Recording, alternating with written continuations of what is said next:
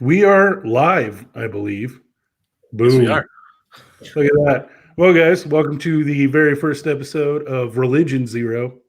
We're just going to be panelists. We're going to be talking about religious issues. We're going to be talking about, mainstream stuff and see what's going on, because from my perspective, and I think for a lot of the guys here, is like the mainstream religion that a lot of people see of the televangelists and the Joel Osteens and the garbage like that. There's a lot of nonsense, right?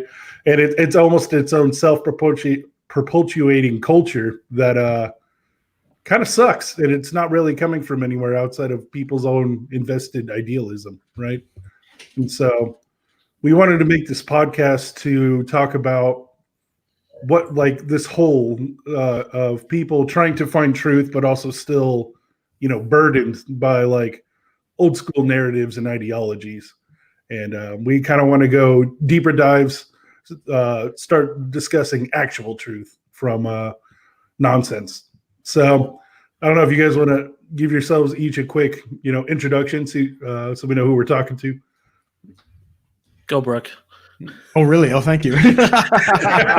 That's a good intro, Corey. I mean, in this sense, are we really going to find truth? I mean, that's a very tall order. Mm-hmm. But for our viewers and possibly listeners, my name is Brooke Potter, originally from the Caribbean island, twin island nation of Trinidad and Tobago. I had a conversion experience probably when I was 18 years old. Didn't come from a religious background of any kind. Quite an interesting encounter, and maybe at some point I could expound on that. I came from a very evangelical background and got into that whole Pentecostal movement and, all those different things, casting out devils, healing the sick, all that good stuff. And as you were talking about, all of the religious, nonsense and all of the religious doctrines and stuff like that really kind of held me back at those times. I was really struggling. So as much as I was doing all this work for the ministry and all these other things, I was like dying on the inside, right? I was like one of the worst evangelists out there. I'd convert people to be as miserable as I was. And that led me to my second pretty much divine encounter that really, just blew everything out of the water. Not to get too much into it, but it's a message that really took me around the world. At some point, I linked up with a crew of people, and Amos is, of course, one of them. And we traveled around, and I did all of the street evangelism. I used to take teams of people out, and I was teaching at Christian conferences. And as in very good church tradition, eventually there was another schism with the group that I was with. That's kind of the story of the church at the end of the day. And I kind of went out on my own. And 2015 was kind of my last open stint in public ministry. It was the last conference that I did. I still have all of my ministry works up. So I run Brooke Potter Ministries. I think, Corey, you put all of my links in the description below. Mm-hmm. And I kind of keep my faith to myself at this point. I'm not really one of those people that really sees the need to get into these discussions and stuff like that. I've written over 200 articles on my blog. I've got, YouTube videos and all sorts of things. So I prefer to deal with people one-on-one or in conversations like what we're doing here. I really hope we get into some good discussions. And the truth of the matter is I might have conviction for what I believe, but I don't know if I'm right. And I don't think anybody else does either. And at the end of the day, all of the doctrinal issues that we're dealing with, it's really for the earth, right? That stuff is for this. You only need that here. Mm-hmm. Once you get into the sweet by and by, whatever that looks like, none of this is going to matter. And that's kind of my attitude towards a lot of this stuff. So that's me in a brief ministry history, and looking forward to this discussion. I think when you're talking about, two parts. The first part was you were talking about like you were doing the routine, you were checking the boxes, but you still have that internal struggle that it didn't feel right. It wasn't clicking. Yes. And I don't know. I don't think I've Most ever people. I don't think I've ever talked to someone that didn't have that. You know what I mean? Yeah. And it kind of goes back to that whole idealism aspect, is like people are fighting for some kind of ideal or storyline they've been presented.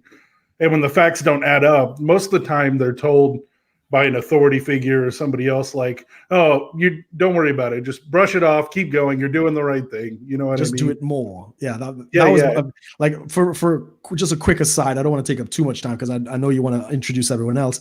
my struggle with porn early on, Mhm. all the church advice was just do the Christian disciplines more. So read the Bible more, read more, fast more, pray more, just do a bit more.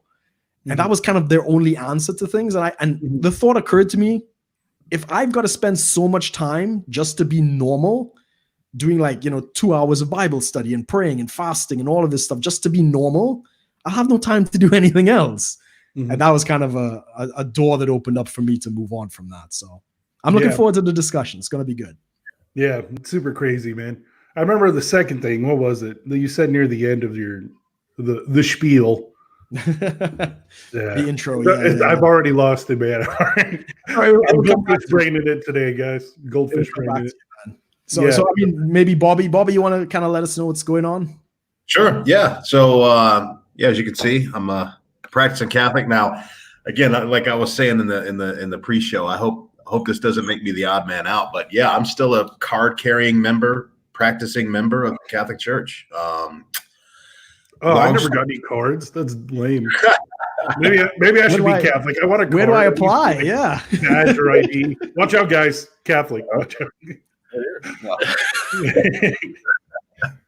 But no, I mean, it's kind of strange. Like, the Catholic Church, well, I don't think it's ever been popular, but lately, even among a lot of Catholics, it hasn't been popular because, obviously, people talk about scandals, the Greek word means stumbling block. To me, a scandal is,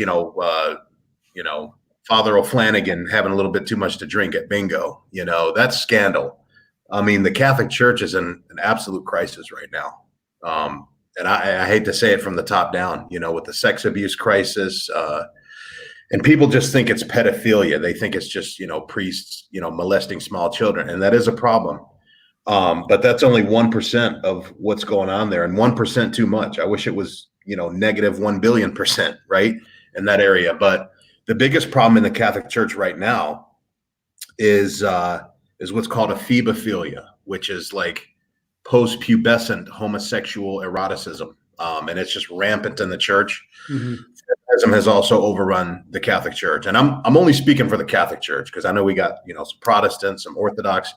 But as far as the Catholic Church goes, yeah, it's been very overrun with feminism, very overrun with homosexualism. But this is what I tell other Catholics, because I still love the church. I would die for the church. I go to mass. I try to go daily. I'm not always like 100% successful on that. I try to get my daily bread in what we call the Eucharist. For the first time in my life, like I haven't gone to mass like for a couple consecutive Sundays because everything's shut down for, with the whole COVID-19 thing. That feels kind of weird. But my thing is, it's like I tell other Catholics, you don't leave Peter because of Judas. I believe that, it says in John 2:24 that Christ knew the minds and hearts of every man. So Jesus deliberately, purposely chose Judas the betrayer, knowing that he would betray him. And I kind of see that as like a lesson for us future generation Catholics, that even the elect, even the ordained, even the anointed are going to betray you, molest you, all those kind of terrible things that are going on right now. So as far as what got me on the path, it started when I was a kid. I've always been in love with Jesus. I used to sit halfway in my chair when I was at school because I was so convinced Jesus was with me. I didn't want him like standing up during class. Like that's how real he was to me. Went through a lot of trauma in my childhood, spent time in the foster care system, group home system, which is why I have a lot of respect for you, Corey, because, you work in that space, and that was from the age of about 7 to 16. That was my life, man. Yeah. Most people don't understand that, like how crazy like shit happens there. It's like, man, I've seen some like Law and Order SVU stuff in my day, and I was getting paid like $11 an hour to deal with this. And I'm like, I'd rather just do it on TV for millions. Can I do that? Like, come on. Now, Corey, what demographic do you work with? Youth? Do you work with adults, young adults? Like, what's your? The vast majority of my work experience is mostly doing high school age. I've done middle school. I've done college, but it's mostly that high school, like coming of age, 17, 18. Okay. Is where most of my work has been. My current work is actually all ages, but they actively give me younger clients just because they know I'm kind of no one else in my field knows what the hell they're doing at my current occupation. So they give me all of the adolescents. So but it's mostly been high school guys. Now I'm doing all genders basically, all ages. But yeah, that's still always been my focus, my priority, because the coming of age is rough, especially if you don't have a stable foundation, right? And there's nothing stable about the foster care system. Anything can happen anytime, either from other people or other kids or other foster parents or the system itself. Like you have nonstop variables getting thrown at your face as a kid, and like it's hard to manage. You know what I mean? It's hard to cope. Oh yeah. No, my hat's off to you, man. You're doing the Lord's work there, man, because I mean, it's so bad in those places. And I'm telling you something you already know. And I'm sure you're one of the good ones. I'm sure you make a difference, where you work. But a lot of those staff were so messed up, dude. It was basically like 20-year-olds hired off the street with no training that deal with trouble. And it's like as functional as my family was, which was why I had to go into the system to become a ward of the state of Michigan. I still would have preferred to be at home than to be in a lot of those places. But, getting back to my story, which I'll wrap up because I don't want to hog the spotlight here. All that stuff just drove me into the bosom of Jesus, man. It gave me a deep love for the Sacred Heart of Jesus. It gave me a deep love for the faith, for scripture. I fell in love with him, and I still am. Although my relationship with him now is very different. I would say it's more purified and more mature, because the first half of my life, I'm 40, I'll be 40 this year. So I'd say like the first 20 years, my relationship with him was very emotional because I was in a lot of pain, so I needed like constant consolation from him. And he gave me more than what I needed to help me get through everything and to enable me to not be overcome and become a product of my environment, my upbringing. But then when I became an adult, once I beat the system and I got my freedom and I started a business and I started making money and I started, being what many of our friends call my own mental point of origin, I had to kind of like my relationship with God kind of evolved because now I had to learn how to, I guess, basically love God when I'm not in pain and suffering, and that was hard. That took time and I'm still kind of getting the hang of that. So like I said, long story short, I love Holy Mother Church, flaws and all. And I believe that because of how bad things are in the church right now is all the more reason why I need to be in it. And I'm not saying that in like an egotistical way, like I'm the savior of the church, but I just feel like, if the church can't be purified from the top down, then it's got to be purified from the bottom up. And that's a lot of forms. So I had a lot here, but I want to hear from you guys too. So but I mean, the bottom up is kind of like, I think is the only option, really. You know what I mean? It reminds me of all those people that are like, oh, I can't believe all those people who won the lottery blew it all. If I won the lottery, I would do it different. No, you wouldn't. There's a reason that's a statistic, man. It's because once you get up there, it's bad. You got like the homegrown roots of changing something is such a different dynamic than trying to climb the ladder and then hoping you'll still be, pure and unscathed and still be on that mission when you're up there, right? And I don't know. It just reminds me of that lottery analogy is everybody thinks they're going to do the right thing until they get there, right? And I mean, the bottoms up ground, I think honestly, that's the only time change really happens is the bottom up. The upstairs have their own upstairs agendas and, it's just the way it is. But let's go, Amos. Yeah. So, Hey, Amos. Hey. Man. How's it going, man? It's going good. Well, my name is Amos Joseph. I am here in Minnesota, the land of 10,000 lakes. And I know all these guys here. But no, my whole path of like religion, I guess, is grew up in a typical kind of Christian household. The closest thing, I guess, would be they call this Word of Faith. So, like, if you think about Kenneth Copeland, Jesse Duplantis, some of these types, they're all blow the corona away. That's the real question. It was basically a movement that started in the 80s. It's like this, like people also call it name it, claim it, kind of thing. That was the beginning. Makes me that was the beginning for me. And I went to basically I guess it would be considered the largest church in Minnesota. We went there for a long time. And, I mean, all those guys came through. All those preachers that I just named off have come through at some point. And had a big change, had a couple times where I accepted Jesus in my heart multiple times, because I wasn't quite sure the last time and the time before. Then had my whole change in faith really came because my father was sick. And he started going into different types of medicine, Chinese medicine, Western medicine, experimental treatments. And then eventually we got into what is commonly known as faith healing, kind of like praying, trying to get healed, stuff like that, while we're in this church. And then one of the pastors who did what's called the pastoral care found out about this guy who was really into healing. And my dad got into that. We split off from that church. Formed our own church of like a dozen people, had a whole conference where we had the speaker that we were into come to Minnesota. He spoke here. I got really into it. I was so my beginning of ministry was in high school. Like I'd go up to athletes in my school and pray for them if they got injured, hoping something happened. Most of the time it was just little aches and pains type of things. I never straight up prayed for someone and they got up out of a wheelchair or anything. But there were people that we knew that got into that. So then moving from there, went off to Texas to go work with this ministry for 6 months. Through that, encountered a bunch of other people, which then led to people that led to other people that led to other people that led to the people that Brooke and I worked with for a few years. So I pretty much went from you're kind of, if you want to call lukewarm, to on fire for Jesus, to fired up, to going out in the ministry, to traveling and doing all this stuff, to kind of just stopped completely in about 2015, which is around when Brooke had that too. I got into some people kind of gave me, there's people in ministry that weren't too happy with some decisions I was making. Like I was living with a woman before I married her. We didn't get married.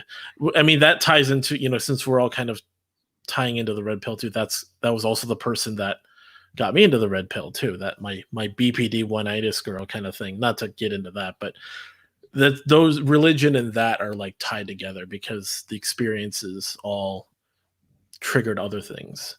And that's where I am now is my belief. I call myself a Christian agnostic. So I believe in God in the the broadest definition possible. I believe he definitely exists. I can't just sit there and deny all the things I experienced while I was in ministry, all the crazy stuff. But at the same time, I don't really talk about it often enough. So this is really one of the first times that I'm talking about it this much. Brooke and I have talked about it for a long time, and we don't really talk about it as much. And so this is kind of it's nice to talk about these things again from a perspective that I have now, because it's it is where it is now. So yeah, and it's really interesting too, because especially when you're in those intensive ministry situations. Bobby, I don't know if you have any experience of that, but I know Brooke and Amos and I have each been in different ministry boot camp experiences where you're working 70, 80 hours a week for the church for beans. You know what I mean? And that in itself, Bobby, have you done any of that kind of stuff? Oh yeah, I did. I was still am, Catholic speaker. I did RCIA, which stands for Rite of Christian Initiation of Adults. It's for people who want to become Catholic. They go through a 9-month instruction, which is kind of a parallel to 9 months. They're in the womb of the church for 9 months and they're birthed on Easter Sunday, kind of a thing. Yeah. I did TV shows, podcasts, articles, talks, you name it. And I still love, matter of fact, most of my financial goals are based on hitting certain goals in real estate, so I can go back to doing that full time and not go broke again like I did in the past. So yeah, I love all that stuff. But yeah, some of the craziest dysfunctional people I've met have been people in the church. Exactly. Yeah. It's the easiest place for them to hide. Yeah, I was about to say that there's a very specific demographic that is attracted to ministry boot camp, and you get a mix of like prey and predator on extremes, right? And that's just what I've seen from my experiences. You have the extreme prey of the do-gooders, you know, the Mr. Nice guys, I just want to serve and sacrifice for the church. And then you get the equal people that prey on those people, the predators that are like, okay, yeah, I can climb this ladder. I can gain some power here. You know, I could probably have some targets depending on their goal. You know what I mean? So a lot of with the wheat, man. I mean, when you said that, you know, we would have to let the weeds grow with the wheat. I'm like, wow, there's a lot of wheat in there. Jesus. yeah. There's easy pickings in the church for sure, unfortunately.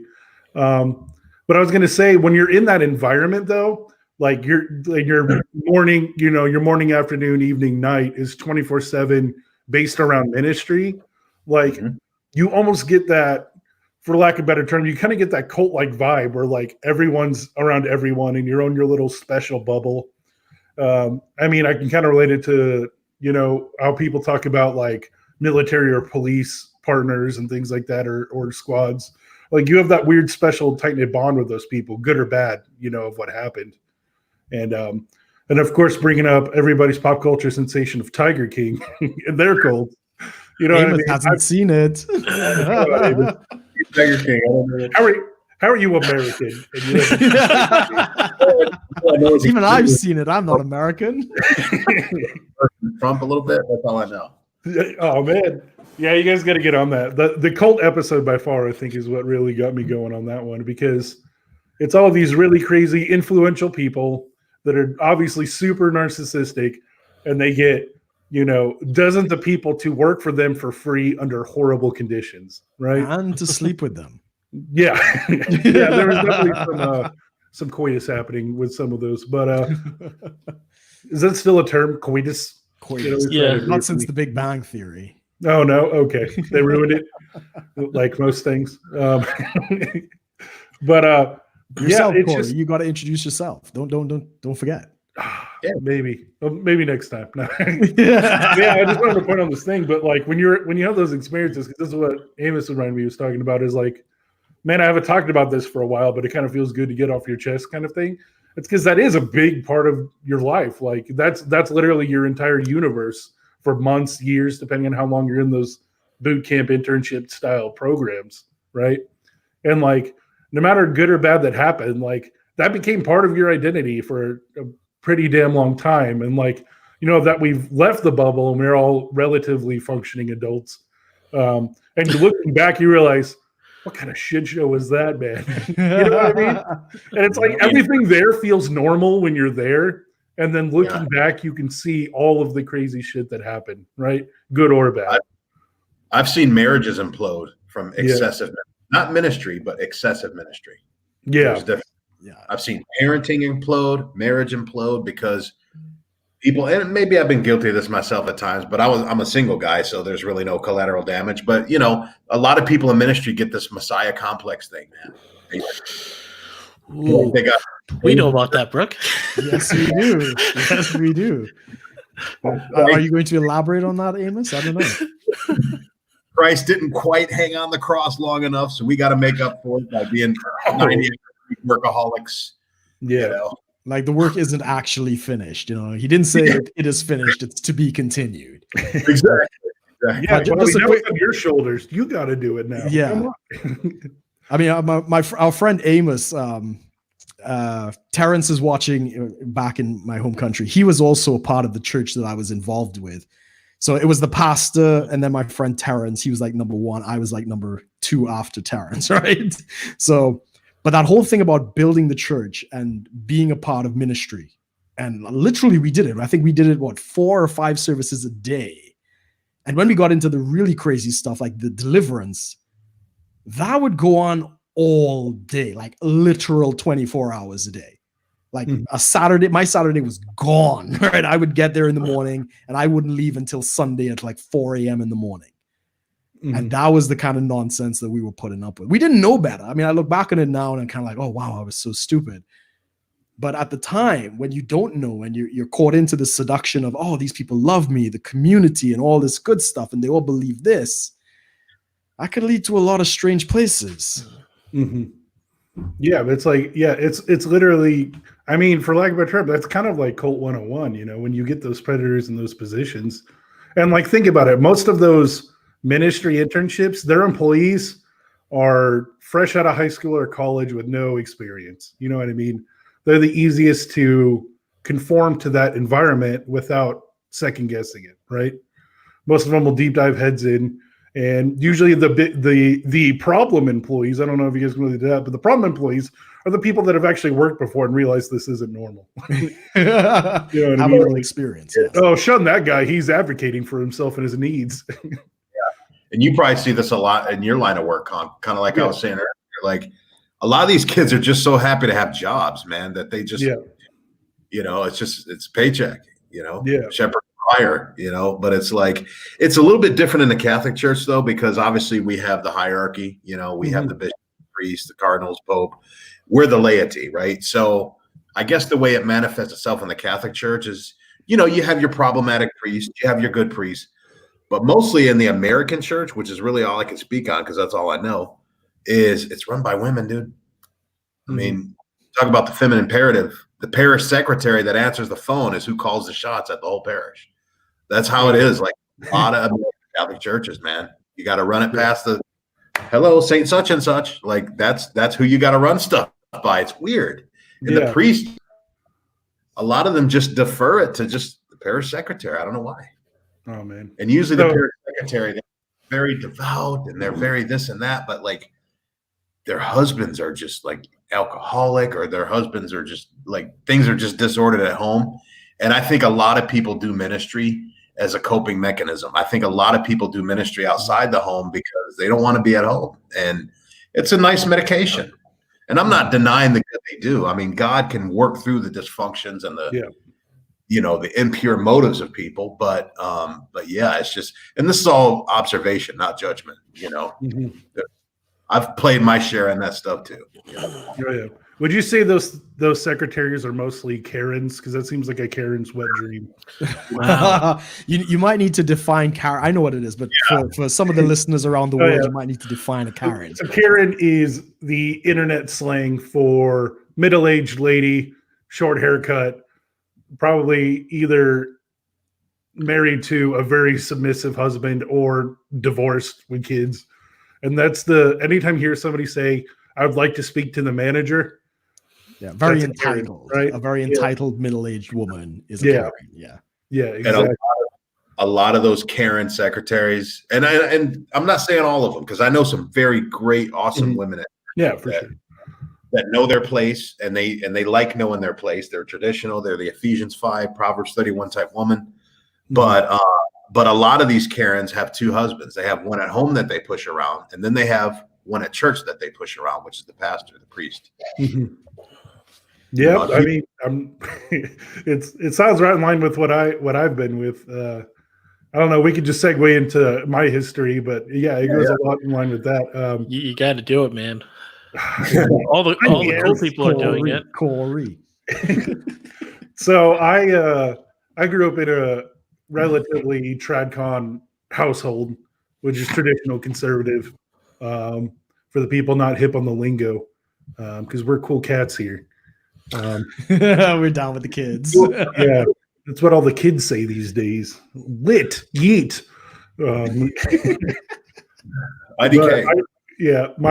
My history of church is traditional, and I think most of my family was American Baptist or Southern Baptist, one or the other.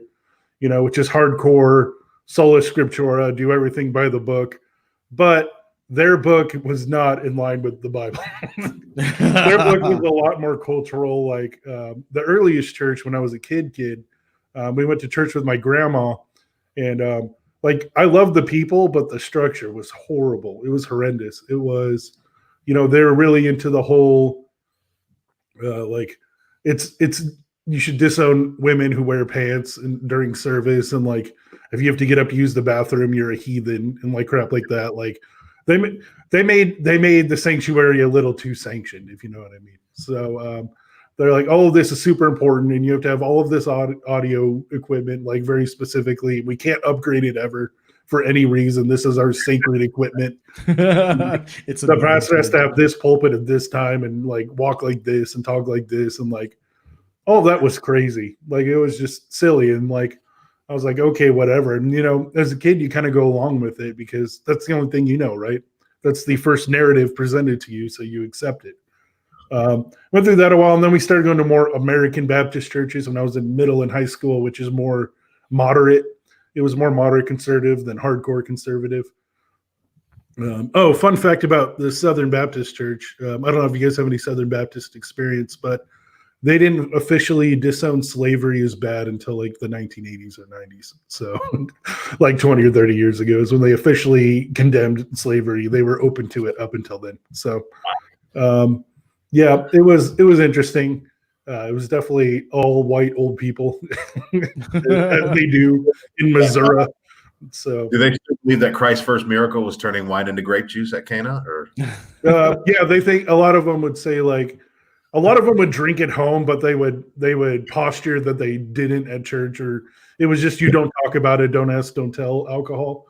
You know what I mean? And you know, their communions were grape juice and all that kind of stuff. And you know, you hear those arguments that like alcohol is like the devil's juice and like all that kind of stuff, but all of them still go to like the alcohol. They go to the liquor store, you know, on Monday. So, but yeah, I went to more moderate churches, and that one. And honestly, this will sound crazy, but I think the moderate American Baptist Church was worse than the Southern Baptist Church. Not on rules, but the problem is when you have a vacuum of that structure, then somebody else takes its place, right? And that place was like grandma Karens that were like straight up Nazis. Like it was bad. like they controlled everyone that everyone did.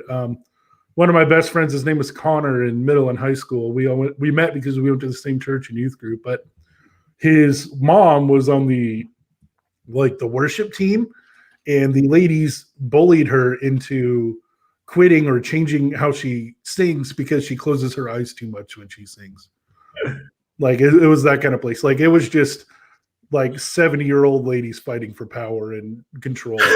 And so yeah, once you remove that official social structure, then it's that person's structure, right? That old lady with the most sway that probably tithed the most and was at the most board meetings, you know what I mean? That was basically her church, and the pastor, the worship team, everybody just followed her lead. So yeah, it was pretty nutso. But I started, so my brother, when he was in college, he became the youth pastor of that church that we went to. And then I became like associate youth pastor and we were both kind of doing it for free because we didn't know we could get paid for that. We were young, dumb, and broke. So, you can get paid for that? Yeah. Apparently that's an occupation. Nobody told me on purpose. I had no idea. that is a common denominator in a lot of my early life. But it was interesting because then we had to delve into like most of the time, a lot of people's idea of church is you go in, you sit on pews, you sing a couple songs, you listen to something, and you leave, like listen to a talk. But once you get behind the scenes, like it's a whole different universe, man, of what happens, you know, Monday to Saturday before Sunday's service, right? And so that's when we got our first taste of that and really saw how crazy crap can get behind the scenes of who's really calling the shots, who's really doing this, and and honestly, what a lot of their motivations are. And honestly, there's a couple times they outright lied on Sunday, like, oh, we're changing this room or this schedule because we feel like it would be best. And then like 4 days ago, they're all screaming at each other at a boardroom about money and finances, but they don't tell anybody that. So it's pretty interesting once you see the man behind the curtain of your Sunday service, right? Because they try so hard to make it squeaky clean, at least from my experience of like, you're essentially going to a Christian rock concert with a cool hip motivational speaker, but behind the scenes, it's fucking chaos, man. There's a lot of hands being caught, as they will catch these hands, but not usually literally. Unfortunately, that would be more entertaining. But ever since then, I actually kind of quit religion. I considered myself atheist for a couple of years, even while still working in that church. And a lot of it came from me just being like, man, science and philosophy is way cooler than all of this church crap, right? And so like I just dedicate a lot of my time to like science and math and philosophy, and I just studied the hell out of that stuff for a really long time. And I would still do church stuff and still go to youth group, and I'm like, but I like just didn't believe any of it anymore, you know, for a really long time. And then this is my way back was really fun because it came through debating Mormons, and that was my big thing. Is I was huge on debating. I was really huge on, you know, looking behind the scenes, looking at that, you know, and that all that kind of spurred from the church. Really, earlier in my life, I was like, wow, nothing really appears as it seems. You know what I mean? And so I was always into debate and being a devil's advocate for any position you throw at me. I would try to find arguments for the opposite, you know. And it was half an ego trip and half actually trying to look for truth and try to find like the actual thing that's going on, you know. And so one time I was living in a really small town called Berthoud, Colorado. And Berthoud is awesome because it's like 1 square mile, you know, and it had like 4 marijuana dispensaries. It was in Colorado, and that's like whatever. I think that was before legal. I think that was medicinal, but like it was 1 square mile. There was like 1 grocery store, 1 gas station, 1 liquor store, you know, like a little one of everything, small town, like 1 fast food joint, A&W. We didn't even have a McDonald's or anything. Like, but we had 3 or 4 dispensaries at any one time. So that's Colorado culture for you. But while I was there, we first moved there, and literally within a couple weeks of moving there, we got our door knocked on by 2 young, spry 18-year-old missionaries doing their mission for the Mormon church, right? And so I was like, hey, this is a time to be rude and debate. Come on in. I'll get us some water. At the time we had a St. Bernard puppy. We're like, yeah, you can play with the puppy, but I'm going to talk to you. Like, I'm not shutting the door in your face, and we're going to talk. And I was very like, so in my head, I was like, I don't really believe in Christianity, but I really, really, really don't believe in Mormonism. So I'm gonna prove them wrong out of spite, right? You know what I mean? So maybe they'll have a better life, but really this was mostly ego trip. And so we would talk, and I had a lot of questions that they didn't answer. And they took all my contact info, and then they called me back a couple of days later saying, hey, can we come over again same time next week? And I'm like, yeah, man, let's do it. This is boring, right? And they came over 7 or 8 weeks in a row. It was awesome. Yeah, same time. They'd pet the puppy, drink some water, chit chat, and they get down to business, right? Debating on the couches in my living room. And over time, I was like, okay, I need more and more ammo, because they started bringing more and more church elders. So they'd bring like an assistant deacon, and then they'll bring in this guy, and then they'll bring in this guy. And every week they would keep bringing in hierarchy, because they have a similar hierarchy, you know, to Catholicism. You know, it's not the same names and stuff, but it's the same like centralized organization flavor, right? And so they would keep bringing people that were older and more mature and longer Mormons than the 18-year-olds have been. And so they would keep bringing them old and older. And then I would start debating the older guys, you know, and they would just bring in, and just essentially the 18-year-olds would basically just be cheerleaders, right? And so I had to start reading the Bible and the Book of Mormon way more. And I had to keep reading it and studying it, finding contradictions, finding out like where they're misrepresenting everything. I got so far into delving into the history of the word Jehovah and tracing it back from its Latin and German roots, and like. Did you get into tetragrammaton, or what they call that? Tetragrammaton. Yoda. Yeah. Oh yeah. But yeah, man, I was freaking reading all of it, like the Greek, the Latin, the German, because that was the first, you know, language post-German that we were allowed to have the Bible in. And I was like tracing like how the word changed over time and like presenting it to him. Because the big thing about, I won't go on a huge tangent for this, but the big thing is most people say the word Yahweh and Jehovah, but they're actually the same word, just mistranslated over time. Kind of like a little fun fact is that the word Jesus is also one of those. His name was actually Joshua. Yeah. So Jesus Christ is actually I didn't know this. Translation over time. Yeah. His Aramaic name was Yeshua. And that's modern Josh. Yeah. Yeah. So and Christ isn't a name. A lot of people think It's a title. it's a title. So Jesus Christ is actually Josh the Anointed. Praise thy name, Josh the Anointed. His middle name is H, right? Yeah. If you Yeah. guys are church fathers, you'd love a parallel they drew. Like Joshua was son of Nun, son of N-U-N.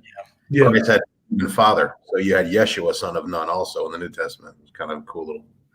Oh, yeah. Dude, yeah, I'm going to have to look that up more. But, excuse me.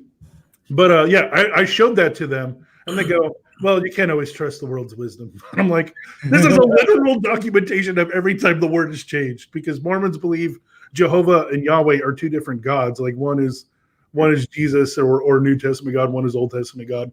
And they just took that because they just took the KJV and like, let's roll with it. You know what I mean? That's kind of how the original Mormon started. And boy, I could do a whole show on Mormonism, but I was like showing them, I'm like, okay, your Mormon teachers are wrong on this, and this are all incorrect translations, and you're using wrong definitions here and here. And they go, well, that's just the world's wisdom, because it wasn't like Mormon.org printed out paper, you know? So, yeah, that was fun. And like, but the whole point of this whole 30-minute rant was that the more I actually studied the Bible and the scripture and the Book of Mormon, I'm not Mormon for sure, because I definitely think I was right in all the things they're wrong. But the more I studied the Bible, the more I started to like get it, you know, and you kind of get that click in your head. You're like, oh, okay. And because, you know, just like before, and I think we've talked about, you know, behind the scenes, us here, most of people's opinion on Christianity, when you hear that word, you think of, you know, Joel Osteen, and you think of all of those things, and like, you know, all of the televangelists and all of the mainstream churches and the, you know, the Karens at the reception desk. Like, that's most people's view of like Christianity and religion in general. It's like, oh, you believe that nonsense. Or like people say, oh, you believe in a bearded man in the sky judging over you. And we're like, no, actually, no one believes that. But everybody thinks we believe that because that's just the mainstream opinion, right? And that's kind of like the modern churchianity culture that's almost turned into. And so that's kind of what started my unplugging of like, I believed in God and Christ again. And I was studying scripture, but that's when I really had my eyes open to like, wow, most of modern day church is horseshit. Like, none of this is in here. You know, all of the stuff we do, you can't wear pants, you can't do this, you can't do that. Like, all of that is made up. It's all made up by people. Like, it's not even in scripture. You know what I mean? Mm-hmm. And so that kind of what dived me down the rabbit hole. And from there, I still worked in a lot of ministries and denominations, even though I didn't believe in denominations or church structure or things like that. I would still work there just to get, it was almost like getting more ammo or evidence, right? Of almost, it was both something to do and something I was good at because, you know, at the time I was probably 20 or 21. I was doing a lot of hopping around denominations and work and internships and yada, yada that they make you do. But I mean, a lot of it, like I always felt like behind enemy lines, if that makes sense. It almost felt like a Mission Impossible thing where like, because I'm actually ordained as a missionary for the Church of the Assemblies of God, and I don't believe in any of their tenets. But I passed the test with flying colors and a little bit of lying. So, I mean, it was just crazy. I went through all those denominations. I've worked at the Salvation Army, Assemblies of God, you know, American Baptist, Methodist. I've worked at all of these different churches, either as an employee or as voluntary, just to be behind the scenes and see how people are actually doing it, right? You know what I mean? And that's always been my desire now from now on is like, let's see the man behind the curtain, right? You know, who's trying to sell me something and who is actually genuinely trying to learn, right? And so that's kind of been my foundation of really everything now. And so I don't really claim any denomination like for my current day beliefs. I actually think denominations do more harm than good. And the closest I could think of that I would identify myself as is Christianarchist, which is not necessarily anarchy in a political sense, but anarchy in a religious sense, in that I do believe in universal priesthood, you know, after Christ's death and all of that, in that we're all basically equally priests If you want to do a full-time ministry, cool. If you just want to do it on your own, that's cool, kind of thing. And the guy who started that, his name's Sean McRaney. Shout out to Pastor Sean McRaney. He's become a good influence of mine. We don't agree on everything, and that's a great thing. Never agree 100% with someone else. All humans suck. If you 100% believe with someone in everything they do, then you're probably in a cult. But yeah, like we agree on about 60 to 75% of things, which is significantly more than anyone else I've ever met. So we're kind of on the same lines that mainstream church is awash. You know what I mean? It's mostly bullcrap. And part of his channel. So his channel is called Heart of the Matter. You can Google that. And he has balls of steel, man. He started a live public TV show in Salt Lake City, being anti-Mormon. That was the premise of the show. It was basically what I was doing on my couch, but broadcasting it on public television in Salt Lake City. And he had call-ins, and they were the most entertaining thing I've ever heard in my entire life. Man, if you guys don't know, Salt Lake City is the Mecca or the epicenter of Latter-day Saints Mormonism. And so he got nonstop flack. He got death threats. He got nonstop ad hominem attacks, but nobody would engage with his content because he was right. You know what I mean? It was mostly like, oh, you're dumb, you're fat, you're an adulterer, you're in this, that. And you're like, okay, cool. Well, how do you feel about these scriptures? Well, you're going to hell, dumb. You know what I mean? And so that man is balls of steel and ever since I've seen that show, I've always liked that guy and I've been following him. And then he got kicked off his TV show, his cable TV show in Salt Lake City, because he took a 1 month sabbatical, like in December, just, take the month off. For people who don't know, sabbatical is kind of like paid or unpaid leave, depending on where you are, where like the pastor just takes a break if he's feeling burnt out or needs to chill or go learn. And what he did is he went on a little local church tour where he went to all of the big mega churches in Salt Lake City that weren't Mormon, that were considered themselves Protestant or non-denominational or whatever. And like he started writing notes about how screwed up they are. And so he changed his show's premise from Mormonism to evangelical Christianity. And he got kicked off in like a week because that's who was funding him to yell at the Mormons, but they couldn't take it themselves, right? And so I've been following him ever since. Now he does his stuff fully on YouTube, fully online. Does live streams. He still does call-ins, but most of them are people asking like legitimate questions. He obviously doesn't get as much Mormon hate. Still does a little, but not as much. But yeah, man, his name's Sean McRaney. You guys should definitely check him out. He's one of my heroes for sure in the faith. But he coined the term Christianarchy. Yeah. And you'd say that's your closest description. Yeah, man. I don't believe in labels. You were just being ourselves.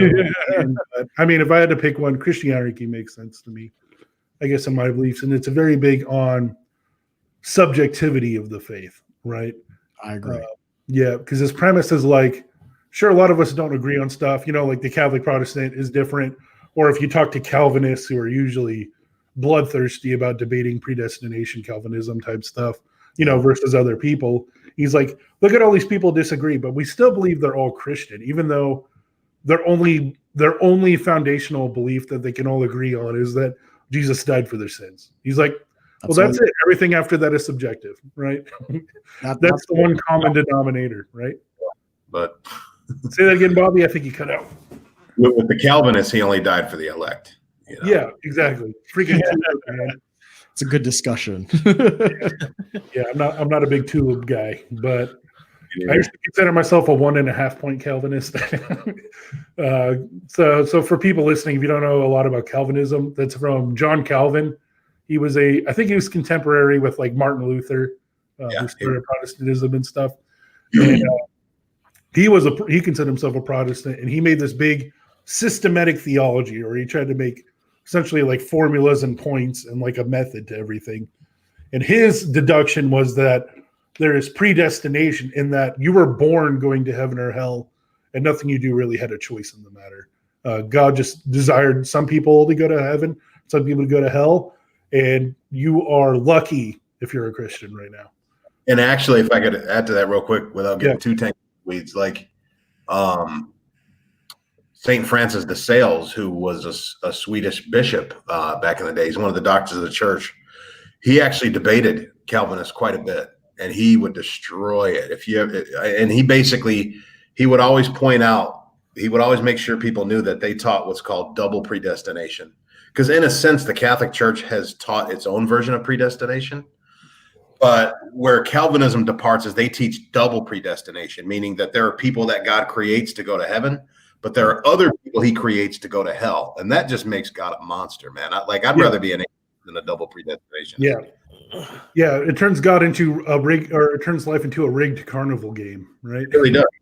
Yeah. And where's the definition of love in that? You know what I mean? If God is love, how can you say that when God set you up to fail from before you were born, right? Before you did good or bad or not. So many basic scriptures, like he that all be saved and come to the knowledge of the truth, not some be saved. I mean, it's just, I mean, the Orthodox Church has an interesting take where we actually merge the Calvinist and the Arminian into objective and subjective.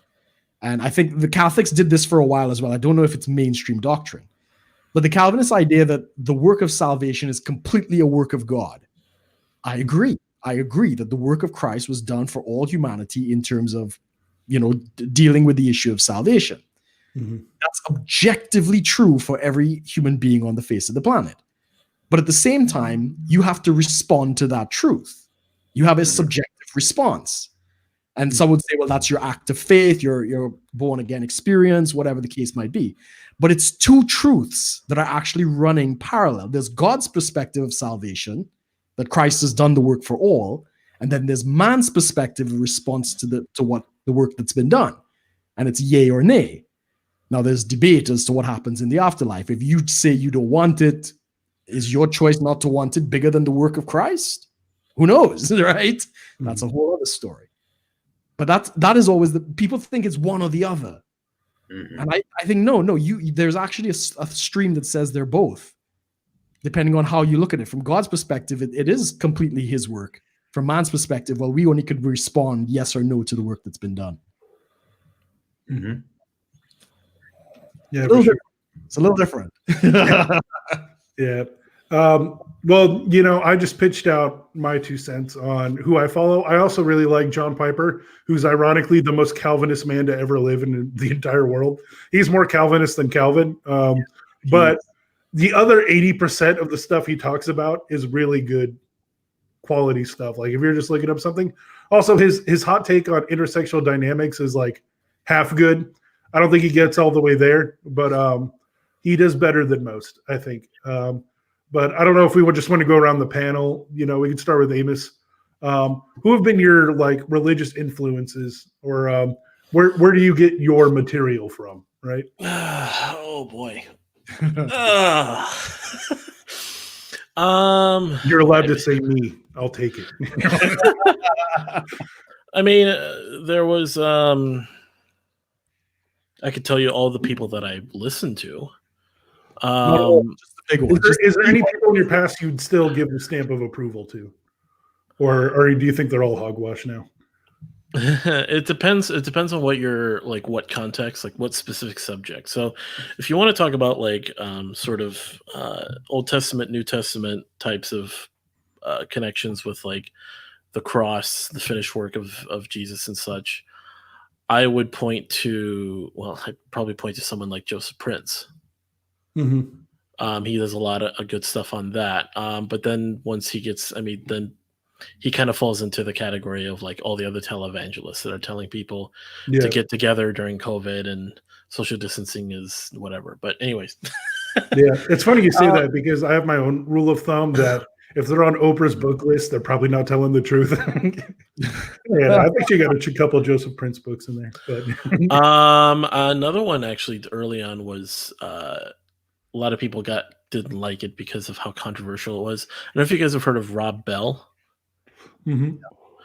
Yeah, he's the great heathen now, right? Well, yeah, because he started to question sort of the ground, our traditional fundamental understanding of salvation and how. So, a lot of his earlier stuff I really liked. I actually never read the one that really threw him into the Yeah, category what of was it heretic. called? Like Love Wins, and he was kind of Love debating Wins, yeah, or something yeah, like that. and he started, because again, it kind of ties into what Brooke was bringing up, the two truths that are out there. There's the objective truth that the work of Christ applies to everyone, and then there's the truth of how you respond to that and how that plays out. People don't really like that. Now, another person would probably be probably our friend Josh Tongle early on. Oh, that's a good I guy. don't think I know that guy. So he's this preacher in the Philippines. Okay. And we connected with him at one point, and he would just kind of walk you through, like, he was a really big apologist. He was into no, sorry, not apologist, apologetics. He was into apologetics, not apologist. Sorry, wrong word. He was into apologetics a lot, and he started to kind of use a lot of those same arguments that you would use in apologetics to apply in different ways and look at the scriptures. Like, okay, so Jesus died for everyone, right? Okay. Start asking you good questions, like, so if Jesus died for everyone, where does the part, he brought in a lot of that, like the parallel truths, but he would also ask people like different things. People talk about like adoption, people talking about like, does Jesus only accept you? Does God only accept you when you accept him? So he'd present scenarios and stuff talking about, like, let's say, your God walks down the street and he sees an orphan on the side of the street, like starving, dying, just struggling. Like, do you think he's really going to go up to that orphan and be like, well, I'll only, accept you if you accept me? And that's kind of this understanding that we have about salvation when it comes to being a Christian is, it only applies when you say the prayer. It only applies when you do these things. And it kind of brings into the question, like, once you start talking like this, people start thinking you're a universalist. Like, everyone just goes to heaven, no consequences. But that's not true either. Like, you can still do things that are, like, not good for you. You can still do things that are what people might consider sin. Yeah. But it doesn't change the way of how people view you, like how God views humanity as a whole. Because if Adam was supposedly dooming everybody with what he did by eating the fruit and Eve eating the fruit, then Christ's work had to be even greater than that. It wasn't less. And that's how people kind of present Jesus is, if Adam doomed everyone, Jesus is only going to save a little bit of us who actually care and actually accept. And it's like, you can't really roundabout Calvinism, right? Well, and that's the thing. It's like, how can you seriously believe that? Yeah. How can you believe that and in the Bible calls Jesus the second Adam? How can the second Adam's work be that much less than the first Adam? How can you doom all of humanity and then not save all of them? To try to undo that, they have to save everyone and then some. It has to be greater. So there was that. Sorry, all that in one. And then, of course, there was the guy that I worked with in Texas. His name's Curry Blake. So he runs what's called John G. Lake Ministries. He was like the big red pill for me in a lot of the faith healing at the time, but then just more so of like, he would also kind of follow along this type of thinking of, looking at sort of the logic of scriptures. Now, I could go later on in my faith. I kind of went into questioning the inerrancy of the Bible. If you guys know about that. Yeah. Yeah. Whether or not the Bible has no errors. Yeah. There's infallibility, which is like, it can't be wrong. And then there's inerrancy, which means it has no literal errors, which includes like typos and stuff like that. Right. Yeah. Well, typos are just like, this, like, people, a lot of atheists, agnostics would argue the Bible is completely just full of errors because on what, in the Old Testament, God says this, and in the New Testament, God says that.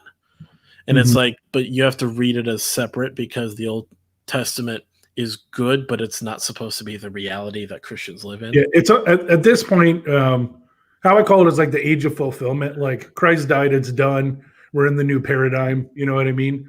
So like, most of the Old Testament now is mostly just like a reference index, right? It's good to read and study and you can learn from it, but it's no longer binding, right? It's no longer our age were in the age of fulfillment, and they were pre that, right? They were the pre-Christ life. We call it covenant theology.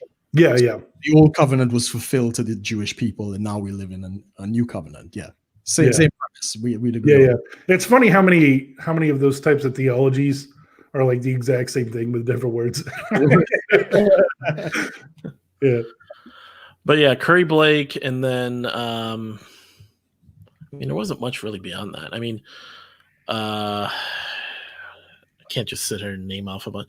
I mean, there are definitely individuals that help like influence some of my beliefs. I know definitely like the beginnings of like questioning a lot of this was talking to Brooke and the people that he was hanging out with, you know, all those crazy people.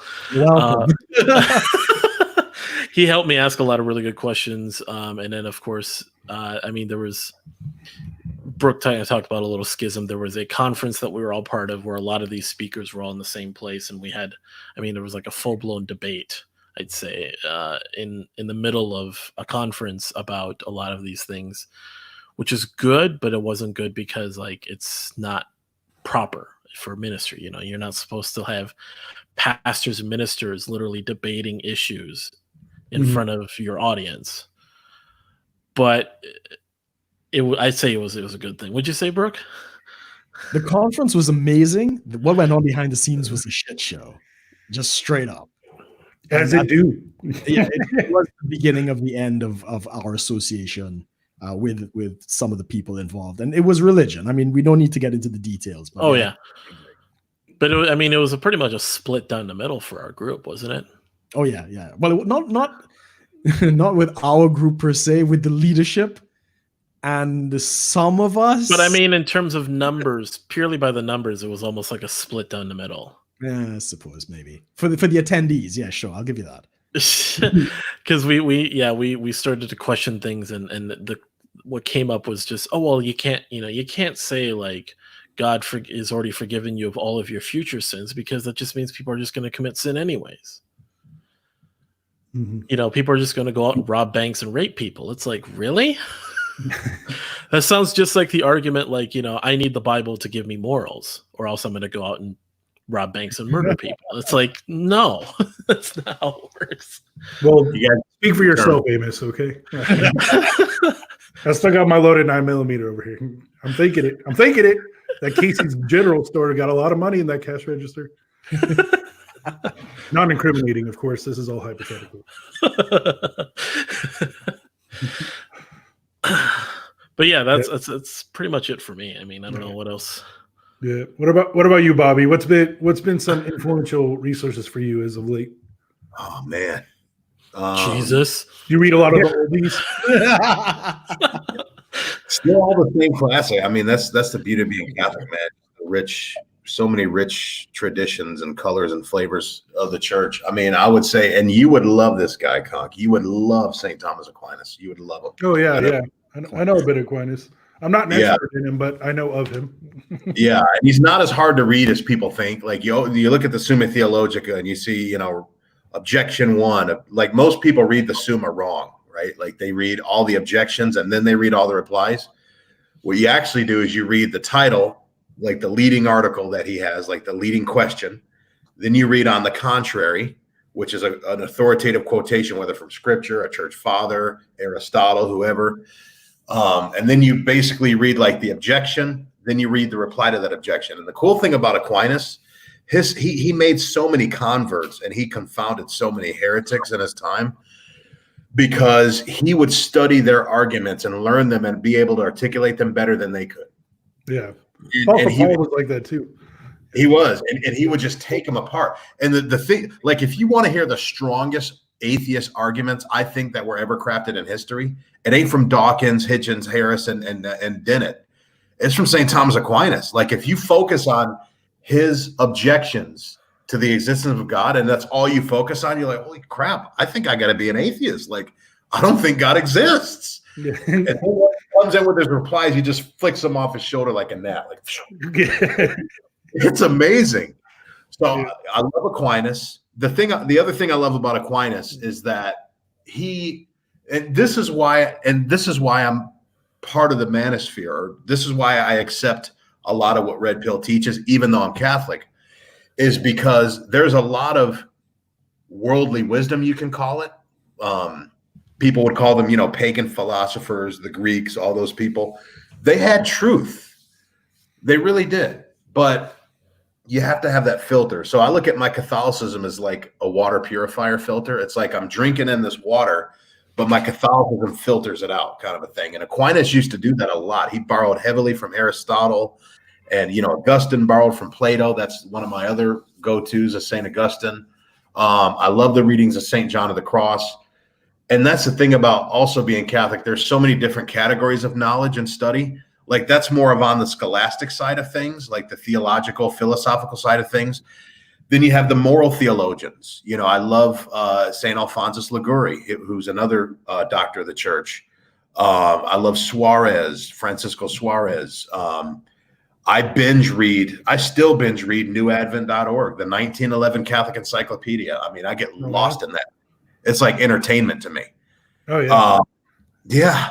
And then there's the rich spiritual tradition of the church. I love St. John of the Cross. As far as modern day people, a huge influence on me when I was 20 is a guy, and he's kind of a friend of mine. He's been to my parish several times. I even picked him up at the airport one time, is Tim Staples of Catholic Answers. He's the director of Apologetics and Evangelization at Catholic Answers. Oh, yeah. I've heard of that guy. He's kind of like, there's like a Protestant equivalent. I can't remember his name, and he just turned Orthodox recently. Yes. Hank Hanegraaff, the Bible Answer Man. Yeah, but he was like the Catholic version, right? Yeah, he kind of was. Yeah. And they've debated, Jimmy Akin, I love Jimmy Akin. I love Patrick Madrid. I mean, if you go on YouTube and look these guys up, there's classic apologetics debates these guys have had on sola scriptura, sola fide, purgatory, the Blessed Mother, the Eucharist. And it's just so, as far as apologetics, I love those guys, Scott Hahn. I love Bishop Fulton Sheen, Radio Replies. I could go on all night, to be honest. But, but like I said, it's kind of like this. It's like there's human knowledge and there's divine knowledge, and you have to see each as such, right? One is higher than the other, but the other has a place. The lower sciences have their place, Peter Crayf once said that philosophy is the handmaid of theology, and I truly believe that. You can't have one without the other. Yeah. And all a philosopher is a lover of wisdom. It's two Greek words, philosophia. So if you love wisdom, if you love thinking about thinking, you're a philosopher. Rollo Tomasi's a philosopher. Rich Cooper's a philosopher. We're philosophers, Yeah. Universal philosopherhood, I think is it. There you go. But yeah, that's my short list. There's plenty more I've forgotten, I'm sure, but yeah. I think it's really interesting too, because you're talking about some oldies, right? And when we're talking about oldies, most people think like what, 75 years ago? No, 1,975 years ago. Yeah. our idea of new and old is very, very ranged. Here's a crazy thing though, because I truly believe that they're teaching truth. It's endless. Like it's still evergreen and fresh today. Like so if you read the Summa, it teaches you how to live today in the year 2020. It really does. It's still life given to me. And man, it's great. It's like that saying from Ecclesiastes, nothing's new under the sun. Like there's a reason we still like even, in mainstream or, secular places, we're still studying like Socrates and Plato and Aristotle, right? Even though they're like, oh, they wouldn't understand modernity. Well, they kind of understand humans. And we're all still humans, and humans do human things. There's nothing new under the sun. So, yeah, that's how I always see it. All right, Brooke, you're up. Well, I would be reading from the other side of the church fathers, which would be Athanasius. And again, he was the father of the Greek Orthodox. He's also honored in, of course, the Catholic tradition. Oh, we consider him father. We call him the father. Exactly. He's the father of Orthodoxy. So they're kind of two sides. It's the Roman side and the kind of Jewish side to the church. And Athanasius was more to the Jewish side. So his work was very influential. A lot of what I came to, I guess I can't remember the guy's name who was the first one to really introduce me to this. All I remember when I first heard the message, I thought it was absolute heresy. But within me, I just knew everything he said was true, but it contradicted everything I knew. And I don't remember who that original guy was. But it took me about 2 to 3 years for me to really wrap my head around a lot of those teachings and kind of see it in scripture and other things. A lot of the people that helped me, Joshua Tongol, as Amos pointed out, was definitely one. Another guy called Jeff Turner. I think he's out of Michigan, I think. Oh, yeah. He was hugely influential, modern guy. I like this other guy. I think he's also in Missouri, but Paul White. Very charismatic guy. He does these clips of grace. Yeah. Yeah. He's pretty inflammatory, isn't he? He's out there. Not really. Oh no, I might be thinking of Paul Washer. No, Paul Washer. No, definitely not Paul Washer. That guy's pretty inflammatory. Yeah, he's got issues. I think he's got some mental disorders, but I mean, I'm completely wrong. But welcome to the club. Yeah, well, I mean, the church is full of mental disorders, if you ask me. No, Paul White is a different guy. He's definitely preterist. So in terms of end times, he's been very influential to me. Another guy, Jonathan Welton, he's recently fallen into some trouble concerning end time stuff. And I think there may have been some controversies with him and his ministry and some young girl or something. I don't know the details. Oh. His theology was on point, but he's definitely messed some of that up. Another guy who's very controversial is a guy called John Crowder. And he's known for smoking the baby Jesus, right? So he was one of these Christian mystics. And great understanding of Christian history, and a lot of the understanding of the church fathers and stuff like that came from him. But when he was young and less mature, he would get drunk on the Holy Spirit. And there's videos of him smoking this little baby Jesus, getting high in the Spirit, and pretending to snort coke off of the old saints' graves. Bible Does he have lines. dreadlocks? That's the real question. No, he didn't have dreadlock. I don't think he lost all his reputability. One of his followers did and went completely off the rails, from what I understand. But I didn't come to John Crowder until much later, when he'd kind of grown up. He'd matured out of a lot of that stuff, and his teachings today are very, very solid. His older stuff it definitely turned a lot of people off. And there's a guy out of South Africa that I used to listen to a lot. Haven't listened to him in a while. It's a guy called Bertie Brits. Spot on, absolute theologian, just absolute man of the word. And he has an understanding of scripture that very few people would even begin to understand, especially when it comes to some of the idolization of Israel and the Jews and stuff like that. He really not in a he's not anti-Semitic or anything like that, but he puts it into a context where you could kind of see that's probably not the healthiest attitude to have. I've done teachings on that, with Jesus being the true Israel, and I've gotten a lot of heat for that. So it's, of course, a very touchy subject. Mm-hmm. So yeah, I think those were the biggest influences that I had. I share Amos's experience with John G. Lake Ministries. They were the guys who got me into the faith healing and divine healing stuff. If it was just that, I'd say fine. I wouldn't listen to anything else they're saying. So a lot of people have bits of it that have influenced me. Nobody really had the full picture. And where I'm at today, I don't think there's anybody who's kind of understands it the way I've come to understand things, which is why I'm not preaching, because I know I'd be stoned to death. But yeah, I think those are the big ones if I were to sum it up. Oh yeah, that's good. That's good. You were talking about the holy laughter. You know what I mean? Yeah. It's really funny because my brother is still into that kind of service. He's hardcore on the IHOP Bethel Church, charismatic. You still got to do signs and wonders to prove you're spiritual. No, I've definitely moved out of that. And, it's interesting because we both kind of parted ways with baptism at the same time, but we went very different routes. Very different. My brother's just, honestly, I think he's been in a couple more of the culty side. But it's super ideological, and it's very it's kind of like we were talking about at the beginning. It's very prey upon style, and I can't give any names because of HIPAA violations, the Health Privacy Act. But sure, I did have a client that was kidnapped from a leader in IHOP, and he was getting groomed into a youth program in IHOP, and we had to get him out of it, and it was crazy because my brother still goes there. So he didn't. I couldn't tell him a whole lot, but he didn't believe me from the. By the way, for our viewers, we're not talking about International House of Pancakes. We're talking about International House of Prayer, the one that's based in Kansas City, Missouri, right? Yep. And I'm about 20 miles away from it right now. So, have you actually been there before? I try not to. Yeah, I know. my brother and brother's friends and our mutual friends, they still all they have a big conference called One Thing, and it's over New Year's. Oh yeah, that's in California. Are they still doing the 24/7 worship there? I mean, not now during COVID, obviously, but that's their little gimmick, the little 24/7 open thing. Yeah, they think but it's funny because like hearing it like as its business pitch of 24/7 prayer room. That sounds cool.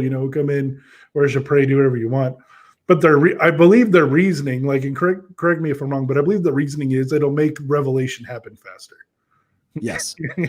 Yeah. That's why they're doing it. Yeah. And they also accept donations. So they're definitely raking in the dough. I remember someone telling me they went there and they apparently in their I don't know, their atrium, like where the common area where they have before you go into the sanctuary and all this, they have like statues and stuff.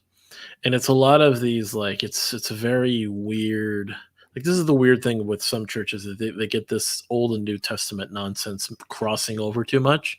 So they try to, like, we love Jesus, but there's like all this theology, all this praise and worship. A lot of the lingo is very much from a place of like, there's lack, there's still work to be done, there's all this stuff. It's a very the striving, the pushing to try to like get the glory flowing or whatever. So they have a lot of these statues. I heard like there's a statue where it's supposed to be Job. By the way, Misty Edwards is the head of the worship. But they had like a statue. She's got a lot of sense.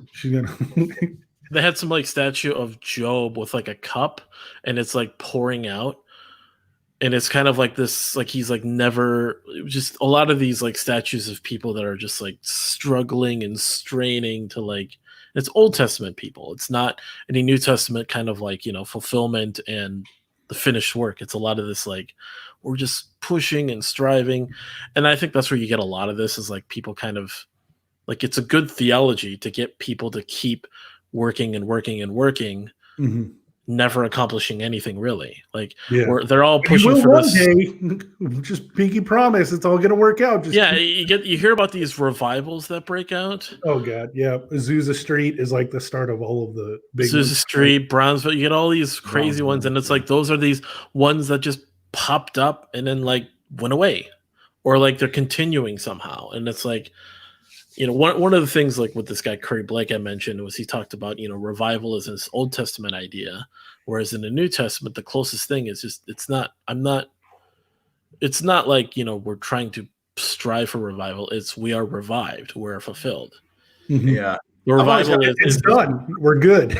Yeah, stick a fork in it. It's done now. Yeah. No, I've always had a problem with that term revival because, and I guess that's more of a Protestant thing. You don't hear that much in Catholic circles, but it's kind of like if you're having all these revivals, that means you're dying a lot. Like, you have to keep going there, like it begs the question of some chronic sickness going on there that has the. And that's the thing is that their whole theology is sort of this chronic problem of just. The world has fallen, humanity's fallen, and then the little glimpse of light and hope and Jesus is like in this church or in that church, and it like you get a glimpse of it. The gold dust, the freaking gemstones, the always the faithful remnant, the faithful underground remnant that's keeping the church hanging by a thread. Something like or a revival is breaking out in China somehow, but not here. Yeah. They used to show that movie all the time on TBN. You remember China Cry? I feel like I'm glad I've never seen it. So I'm gonna try to get it as well. China, revival breaking out in China. Well, I wish it would break out in Wuhan. Speaking of China right now, that whole thing gets really weird. I mean, Brooke knows of this experience. I won't name names, but when we were in Thailand, there was a moment when something like broke out, and someone who you and I both know looked at me and was like, "You feel that?" And I'm sitting there looking at him like, "No."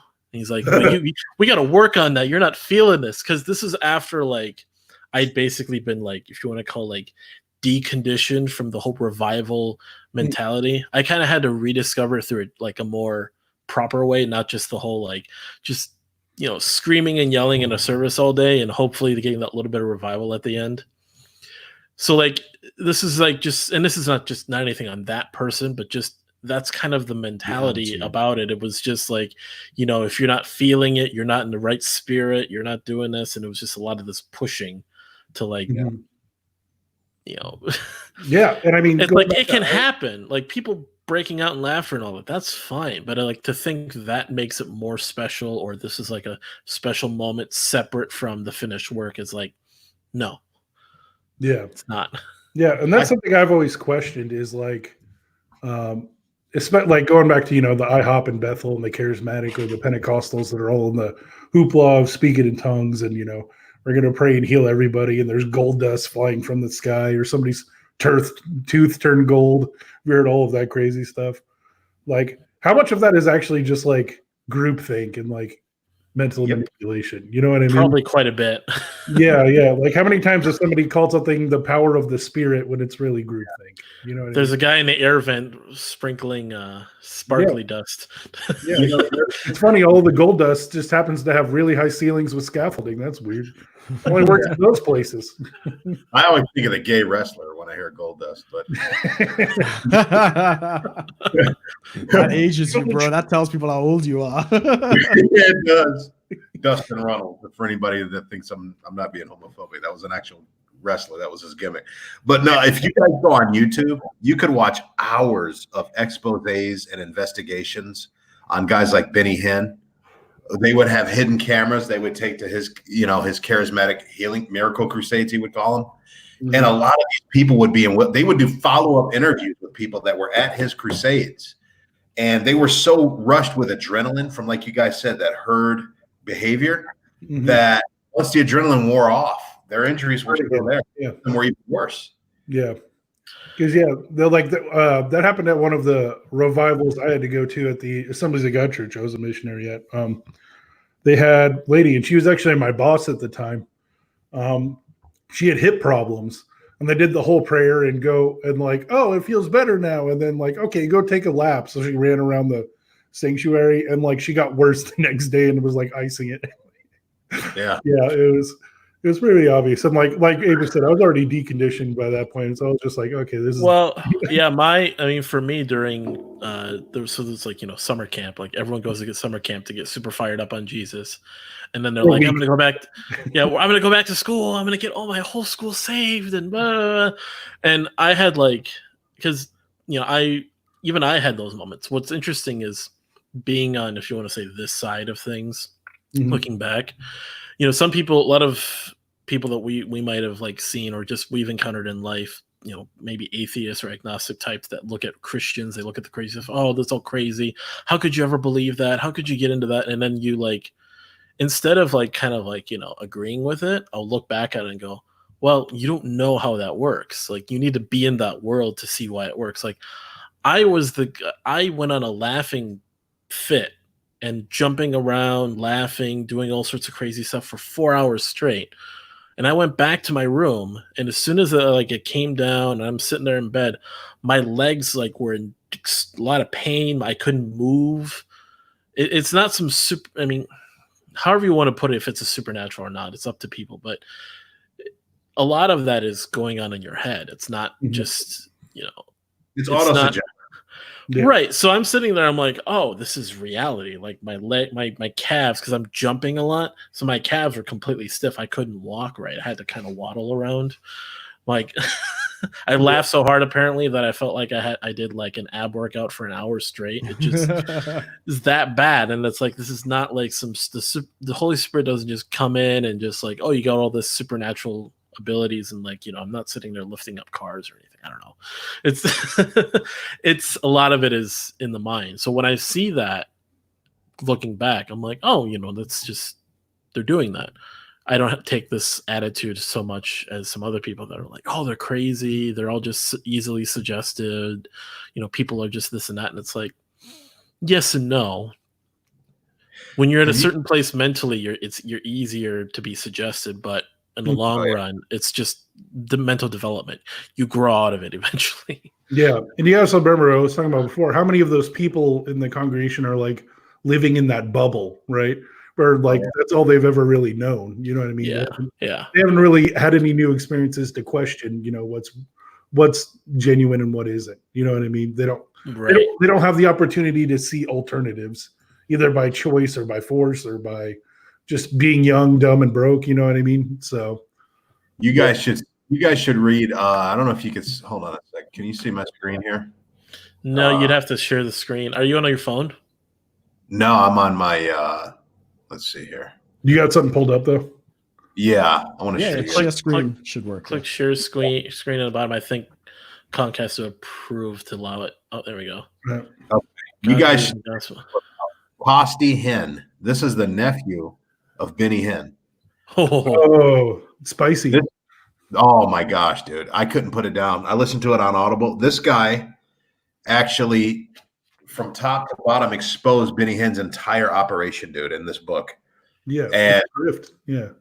You can read it. And he talked about how at the Miracle Crusades, they would specifically canvass the audience before things got started. And people that were in wheelchairs, they'd put them in the back. They'd make sure that they couldn't make it to the front of the stage.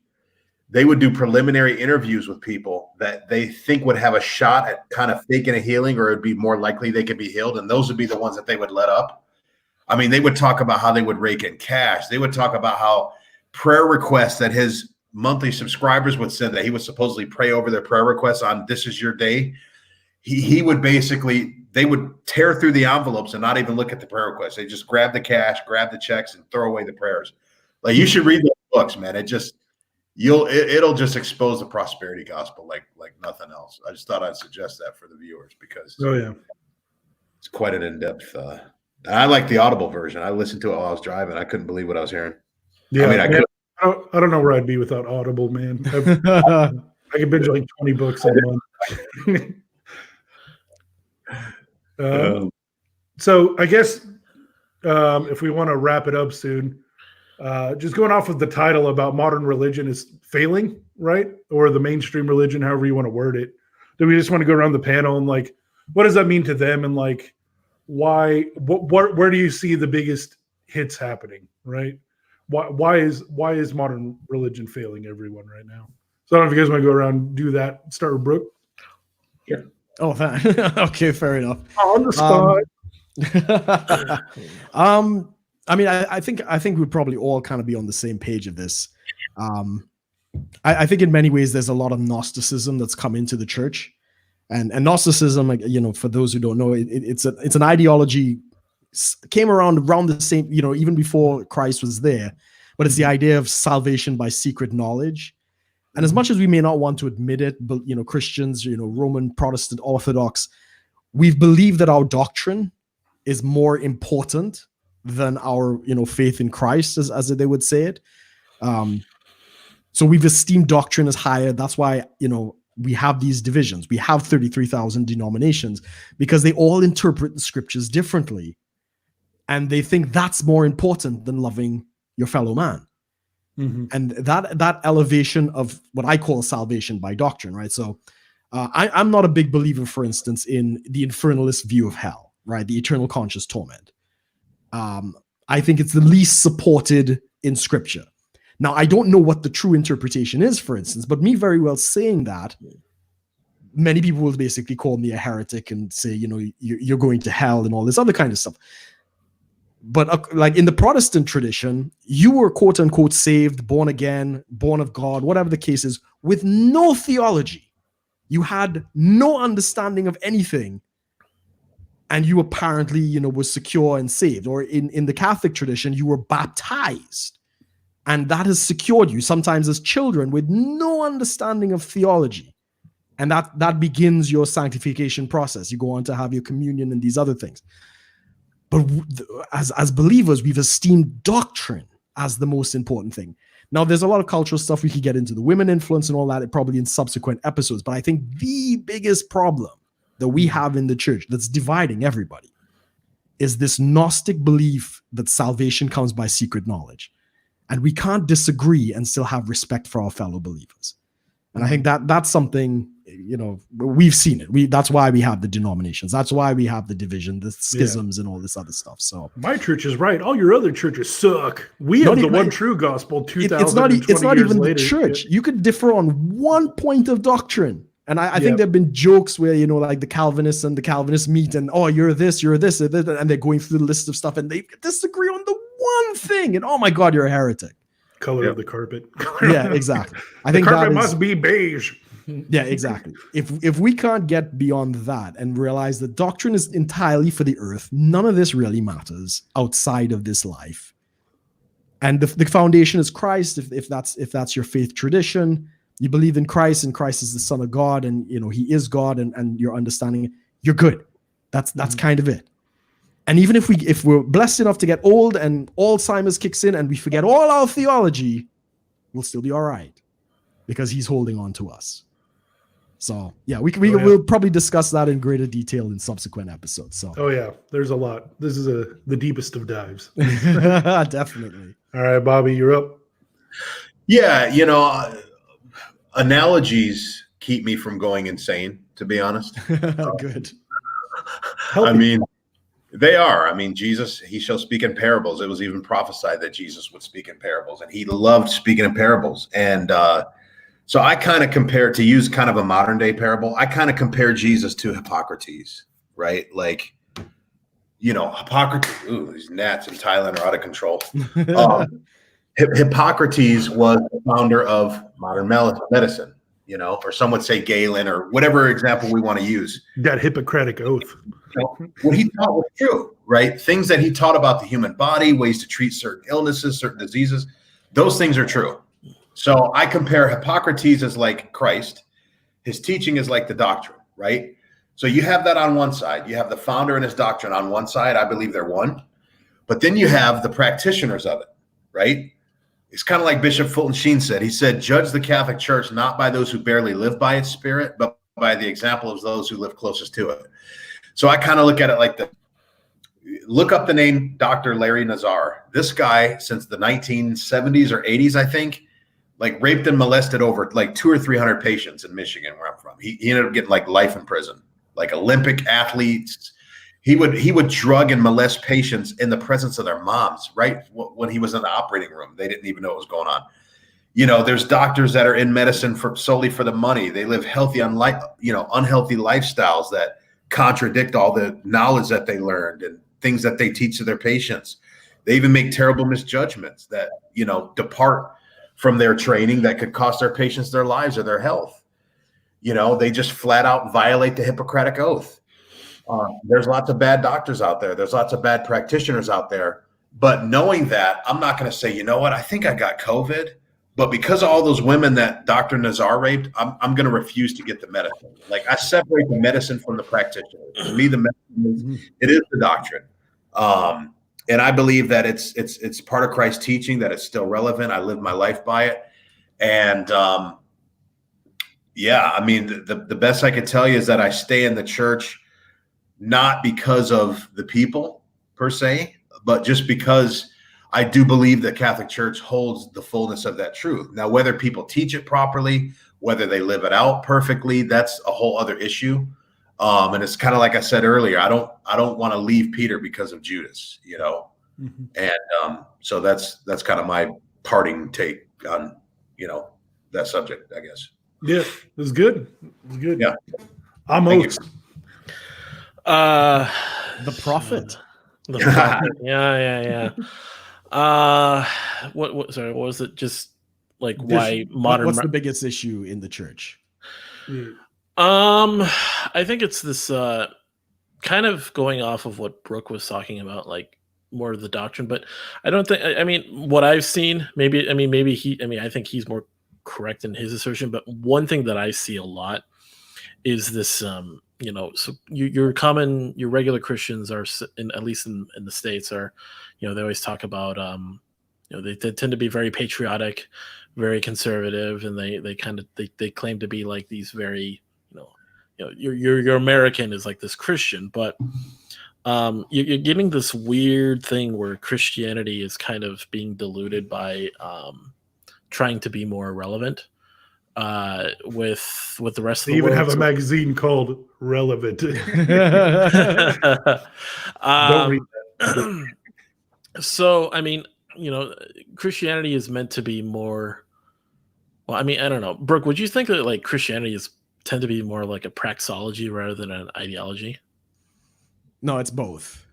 And both. I think the praxology side is subjective. So that's yeah. Everyone tries to claim all these different doctrines and beliefs, and they throw up all their scriptures and they can quote them all day long. And one of the things that I've noticed just in my life personally is just what happens is people, because Christianity doesn't fulfill certain, they feel it doesn't fulfill certain things for them, or they have to question so much of it, they will forsake it to try to feel like to fulfill it through other ways. So you get a lot of Christians like right now, like obviously the old fundamentalist view of heaven and hell, Jesus, and doing work all day. Like, let's just say you're like your more Baptist view, just very rigid, very dogmatic, just doesn't apply anymore. It doesn't work. Now, what's wrong is instead of like adapting and trying to like take this theology and understand, taking the Bible, understanding it as, okay, who was this written to? Who wrote it? Why did they say that back then? Like, you could question just about anything when Christians try to tell you, well, biblical definition of this, that, and the other. Mm-hmm. That's what applies. Like biblical definition of marriage. Oh, you want to like buy and sell women instead of like wives. And then they try to use that to kind of bash people over the head, like, oh, you got to believe this, you got to believe that. That's not relevant anymore. But instead of like adapting the right way to like, okay, how can this be properly understood in a modern context, they kind of just go, oh, we're just going to make this appealing. So we're going to make this super kind of like, sugar-coated, a bunch of fluff. And then it just turns to like, you got your Christians that believe Jesus was like this. And then instead of the, separation of church and state, Christians are finding their way back into government anyways. Like I remember I went to, the church that I went to, big word of faith, big name it, claim it, all this stuff. We go in there and they had like, it's no different walking into a church than it is walking into a campaign office or a polling booth. Really, you go in and they got like, oh, here's all your local representatives and here's who you should vote for because they have these points that they believe in or don't believe in. And then like, okay. And then people will like bash that. A lot of some Christians who are maybe more kind of free, more, let's say less radical will bash that. But then those same Christians have turned over to like, oh, Jesus was a socialist, so we need to vote for Bernie Sanders to be president. And I'm like, what? And then you try to like give them this well-rounded view, like, well, Jesus never really talked about like all these things and those things. His only political take was what? Give Caesar's what is Caesar's. That's it. Yeah. There was no other take like use government to take people's money, use government to do this, do that. And I've seen both sides of it. You really just have right-wing and left-wing Christians. That's the big problem for me. It's just political Christianity. Yeah. It's not even about the theology anymore. It's about the politics. Oh, Jesus would have, because Jesus would flip tables, therefore this. Well, Jesus would help anybody, rich or poor, therefore this. Jesus told this guy to sell everything he had, therefore this. And it's like, no. Yeah. You can be a Christian, poor, rich, in between, everywhere in between, and it doesn't really matter. It's about how you decide to live your life. The whole thing with the woman who gave the two coins versus the rich man who gave everything. It's like, instead of trying to read into that, like, it's better to be the poor person that gave everything. And it's like, right. I don't think that really applies here. Like people try to apply all these parables to modern day to think like it means this or that, instead of just trying to understand why would he say that back then? Well, because culturally there was this going on or that going on. Mm-hmm. Yeah. The historical context. Yeah, historical context. And, I know, Brooke, you got into that a lot with your videos when you did them. Yeah. They're still up, by the way, if anybody's interested. Yeah. And it's instead of trying to have answers, people aren't asking questions. Like if I ask questions of people of religion, that tends to cause more problems. Like crucify him. Yeah. I mean,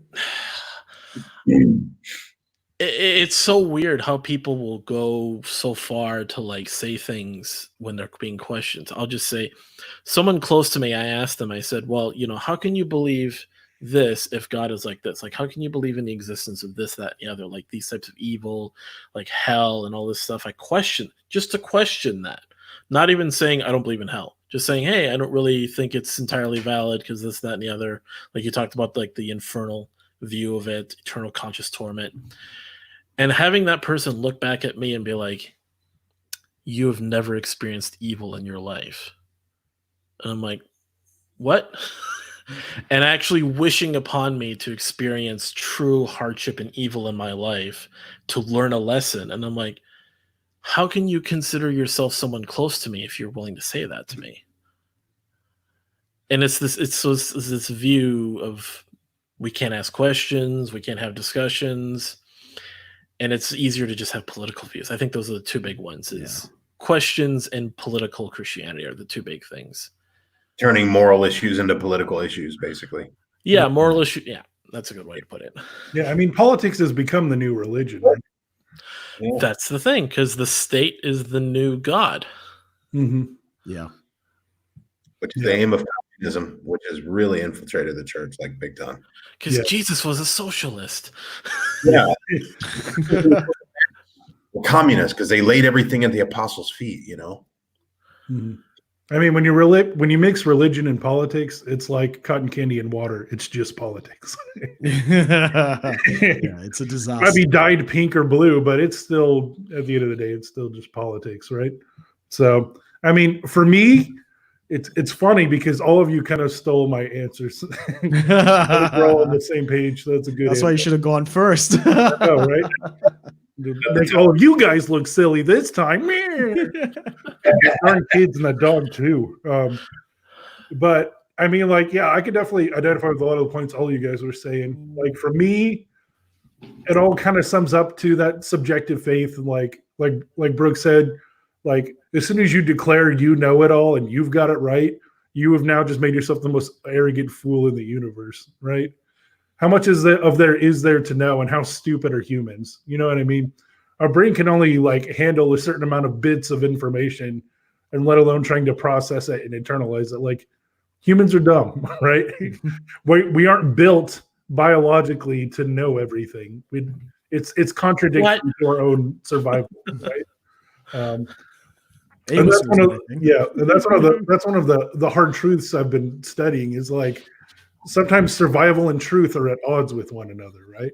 It's true. How many things in life are literally false but metaphorically true, right? And the fact that you're saying this is better for your survival. Like the most common example is like if you're just like going on a hike or just walking around and you see a brown, long, thin line out of the corner of your eye, and you jump because your brain says it's probably not a snake, but if it is, you should probably jump, right? And it's just like that's just like the evolutionary concept or the evolutionary biology of us is like sometimes lies are better for our survival, right? Yes. If we knew all truth and understood all things, it wouldn't be beneficial to us to eat, sleep, and procreate, right? And so that's just something I've noticed is like when people say, "Oh, I know it all," like how foolish, right? how much pride do you have in yourself as a human being with a human brain and a moral human body that you get it, right? So I think most things are not what they seem, right? And so saying I got it, I'm done, I'm closing my hand, I figured it out, like nonsense, right? And I think that's huge on both spectrums, like Amos is saying, like the left church and the right church are both equally stupid, right? They're falling for the same trap that they have the real hot take here. They're the real woke church, the tradcon church and the lefty feminist, pick your adjective church. So like they're two sides of the same coin, really. At the end of the day, is not going to their roots. You know what I mean? Say that again, Bobby. I think you cut out. Even a lot of the tradcon church is pretty feminist, man. Like, yeah, it's going fast. And so, like, going back to what I said, a while ago, it was like there's nothing new under the sun. And this is kind of my take: is there's nothing new under the sun. Like all of these problems have always been problems. They're just different flavors. It's always been ice cream, but now it's chocolate. But our old problem was strawberry and pomoni and all of this garbage. Like at the end of the day, it's freaking ice cream, man. Like it's always the same problems. Humans aren't that creative and ingenious that we magically have a whole new world that nobody's ever dealt with. Like all of these problems will always be problems. And the fact to think you have the one special denomination with all the answers is garbage and does way more harm than good, right? And then talking about Bobby, like don't throw the baby out with the bathwater, right? You could say, yeah, that applies to everything. You know what I mean? Name one perfect organization that you believe in, right? That has never done nothing wrong. And it's that whole attitude too. Like Bobby, before when you were talking about, that there is like a legitimate, homosexual pedophilia issue in the church, right? But you're still being a part of it. But think about, the outside looking in. Like the main part of this podcast is having panelists that are the inside looking out, right? We've done the ministry, we've done the work. We get it. We've done our studies. We've lived that life, right? Whether we choose to live it now or not is different, but we've had that experience and that witness for it. And so, but the outside looking in, that's all they see. They see, oh, you're Catholic, so you diddle kids. You know what I mean? Yeah. Or, oh, you're a Christian, so you believe you talk to a white man with a beard in the sky on a rocking chair and judging people. You know what I mean? Yeah. That's the outside in impression of everything. And that's because there's so many of those ideologue churches that are like, this is the right way, F you guys, right? Yeah. Romans 2:24, man. The name of God is blasphemed among the Gentiles because of you. Yeah. Exactly. We're literally stepping on our own dick in every sense of the word. You know what I mean? And boy, we'll have an episode on sexuality that'll be fun. Is this the part where we start playing the calming music and tell people to put their heads down, raise their hands if they want to accept Jesus? No, yeah, man. I got some about that. I saw that happen in real life behind the scenes where somebody came up to start playing soft piano and got over to and was getting yelled at over text. You need to come up and start playing soft piano because I'm about to hit my final point that's supposed to be really emotional. Boy, I have a couple of those that happen to me, but they're very fun. We ought to set a little closing tradition where we tell a corny theology joke or something.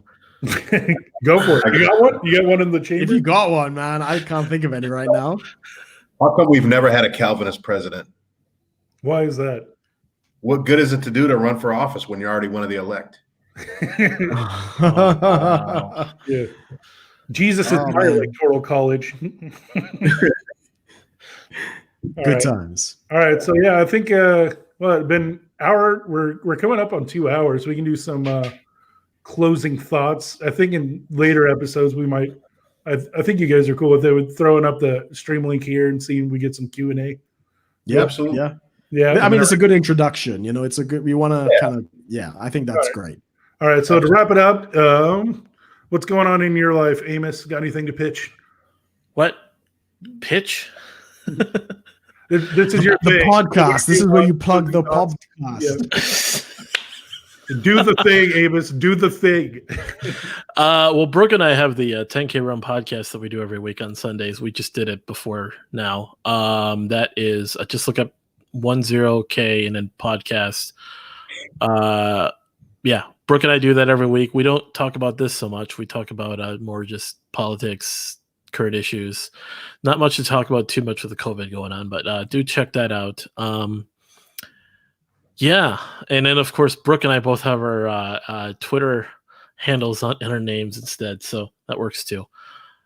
I don't know what's up, Brooke? How else can they get in touch with you? Well, I don't know. Twitter. Well, there's the Facebook page for the 10K Run podcast. There's that too. Yeah, I don't add people on Facebook that I don't know. Oh man, dude, my account got spammed a couple times. Every time I do a guest, I gotta expect 5 to 10 deletes. Yeah, it happens. All right, Bobby, what's going on with you? Honestly, Mr. What's that? You're Mr. International right now. Mr. International, man. I might be here till June 30th. Which I don't mind. I really like Chiang Mai. You guys have been to Chiang Mai. I love it here, man. You know, would I like to go back home? Do I want to get back to work? And absolutely. But, you know, I'm anti-fragile, thank God. So I can, it won't make a difference if I stay here another 3, 4, 5 months. So yeah, that I'm pretty much just here in Thailand right now, laying low, waiting things out till I can fly home. As far as that though, I don't have a blog page up or anything. I used to podcast a few years ago, but we all know how podcasts usually go. They just kind of fizzle. But I am in the process of getting something more regularly going to be, you know, a lot of people tell me I should be a content creator. I don't know if I want to talk about, you know, manosphere type stuff, red pill type stuff, religion, politics, maybe all the above. I'm still kind of figuring that out. I do have a lot to say about a lot of things, and one of these days I will say it on an official platform. So stay tuned. Crimson Catholic. I don't know.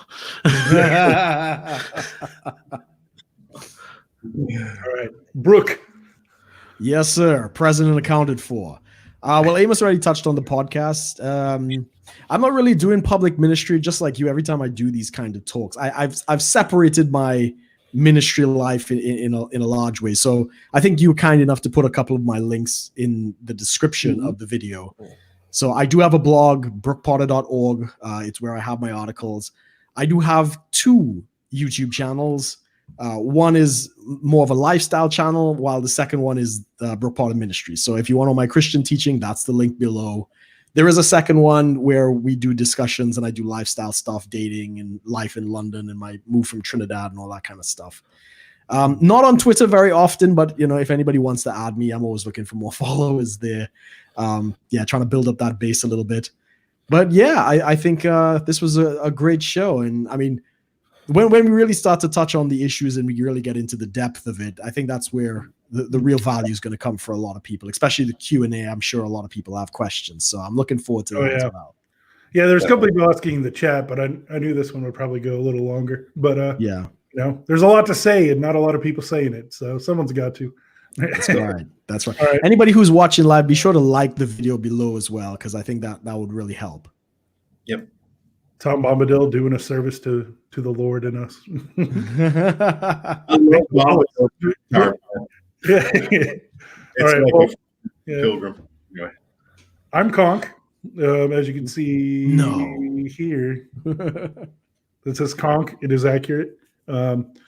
It's not just the stage name. My mother calls me Conk, so just deal with that. Sometimes she puts a Y at the end and makes it extra feminine, but you know, this is my channel. You're here now. Hit like, comment, subscribe, yada yada. You know, all of the YouTube business.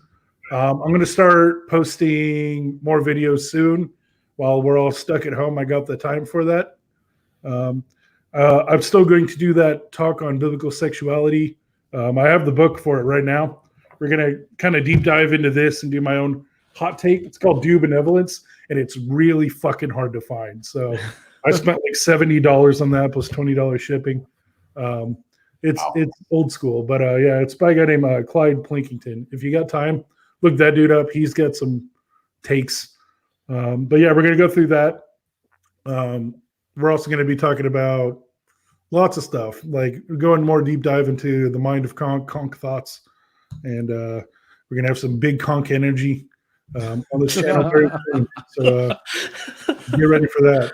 All right. And I mean, if anybody has questions, leave it in the comments below. We'll probably read it and we'll have them for the next show.